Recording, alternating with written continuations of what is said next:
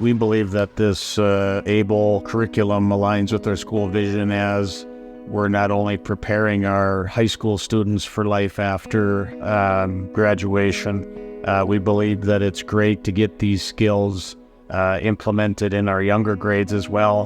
And this fits our mission quite nicely as we are placing this in our physical education classes.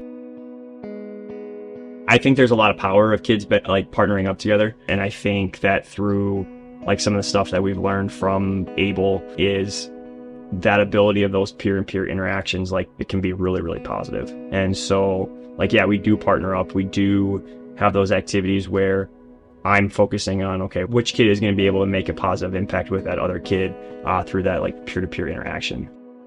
So we kind of have a structured scope and sequence of the stuff that we are required to teach based off of the standards. And what ABLE has provided is it's now provided this supplemental resource that we can now use to increase the peer-to-peer relationships, increase adaptations for students that might need a little bit of a tweak or a little bit of an extra assistance in some of the units or activities that we are required to do by our standards. So I think it's been a really useful resource in that sense. I think it's fit pretty seamlessly from that standpoint. It's not like today we have to do ABLE and today we're doing this. They integrate really well.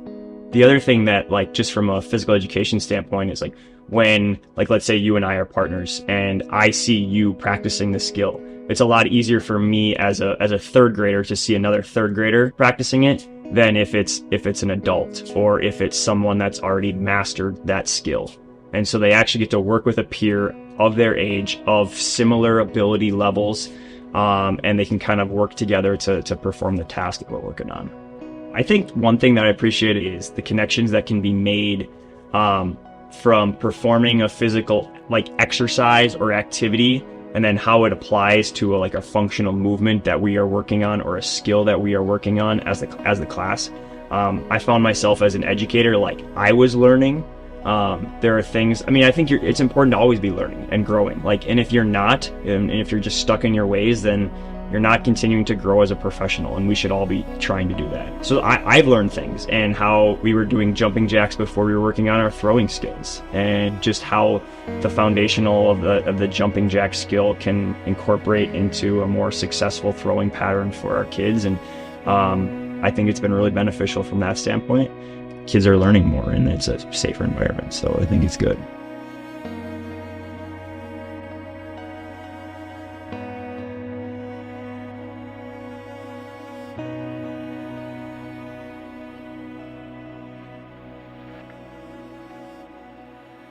As our district moves to district-wide implementation of ABLE in the schools, we look for opportunities for all of our students to not only participate together in physical activities, but to take advantage of the vocational component that is within the program.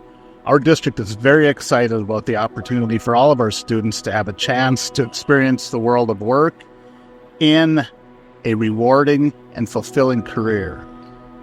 Well, I think our goal as a district is the same goals that you have, and that's to prepare kids for, being choice ready. They want to, if they want to choose a career path where they can go right to work, they have the ability to do that. If they want to choose something where they can go to a 4-year institution or 2-year institution, they have that ability as well.